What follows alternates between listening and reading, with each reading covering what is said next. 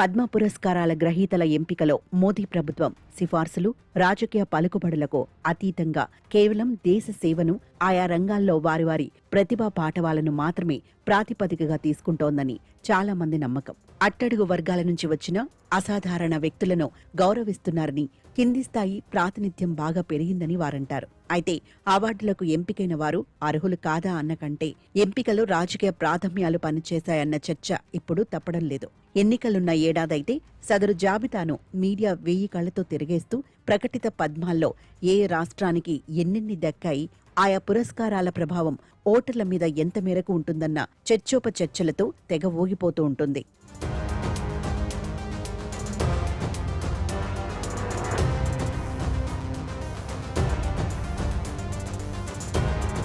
ఈ ఏడాది మొత్తం అవార్డుల్లో కేరళ, తమిళనాడు, పశ్చిమ బెంగాల్, అసోంలకు 37 దక్కాయి.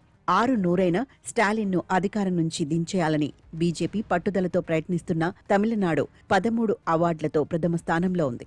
అధికారానికి అరడుగుల దూరంలో ఉన్నామని, దీదీని గట్టిగా ఢీకొడితే గద్దెని గెలుచుకోవడం ఖాయమని నమ్ముతున్న పశ్చిమ బెంగాల్ 11 అవార్డులతో, కేరళ 8 పురస్కారాలతో, 5టితో అసోం ఉన్నాయి. రెండవ అత్యున్నత పురస్కారమైన పద్మవిభూషణ్ 5టిలోనూ 3 కేరళకు దక్కడం విశేషం. గత ఏడాది జూలైలో కన్నుమూసిన సిపిఎం నాయకుడు విఎస్ అచ్యుతానందన్, ప్రముఖ ఆర్ఎస్ఎస్ నాయకులు నారాయణన్, సుప్రీంకోర్టు న్యాయమూర్తి కేటీ థామస్ ఈ అవార్డు అందుకున్నారు. మిగతా 2 పురస్కారాలు సుప్రసిద్ధ వయోలిన్ విద్వాంసురాలు ఎన్ రాజంకు, ఇటీవలి కన్నుమూసిన ప్రసిద్ధ నటుడు బీజేపీ మాజీ ఎంపీ ధర్మేంద్రకు లభించాయి. ప్రస్తుత ముఖ్యమంత్రి పినరై విజయన్తో పలు అంశాల్లో విభేదించిన వారు అచ్యుతానందన్. 16 ఏళ్ల క్రితమే పోలిట్ బ్యూరో నుంచి బయటకు వచ్చేసిన ఈయనను పార్టీలో అసమ్మతి గొంతులా కొందరు విశ్లేషకులు పరిగణిస్తారు. నంబూది ప్రసాద్ నుంచి ఇప్పటి వరకు సిపిఎం నాయకులు రత్నాలని, పద్మాలని తిరగొడుతూ వచ్చిన విషయం తెలిసిందే. 2022లో బుద్ధదేవ్ భట్టాచార్యకు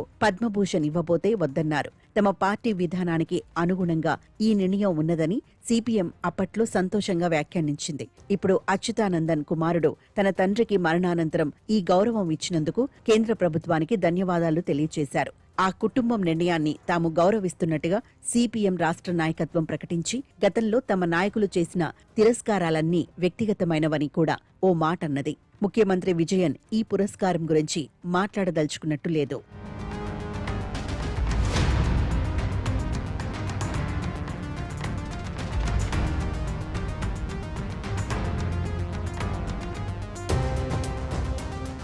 ఇక 4 నెలల క్రితమే కేరళ నటుడు మోహన్ లాల్ ను దాదాసాహెబ్ ఫాల్కేతో సత్కరించిన కేంద్రం ఇప్పుడు మరో నటుడు మమ్ముట్టిని పద్మభూషణ్తో గౌరవించింది.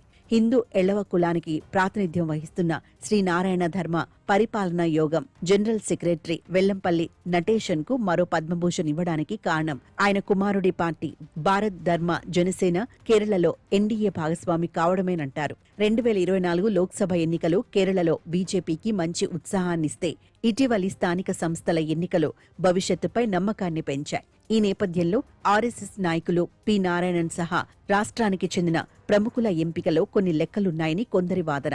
మొన్నటి లోక్సభ ఎన్నికలకు ముందు కర్పూరి ఠాకూర్, చౌదరి చరణ్ సింగ్ ఎంపికలోనూ ఓట్లు, జాట్ల అంచనాలున్నాయని కొన్ని విమర్శలొచ్చాయి. 2021లో మరో వారంలో తమిళనాడు అసెంబ్లీ ఎన్నికల పోలింగ్ ఉండగా నటుడు రజనీకాంత్కు 2019 దాదాసాహెబ్ ఫాల్కే ప్రకటించినప్పుడు అంతా సంతోషించారు.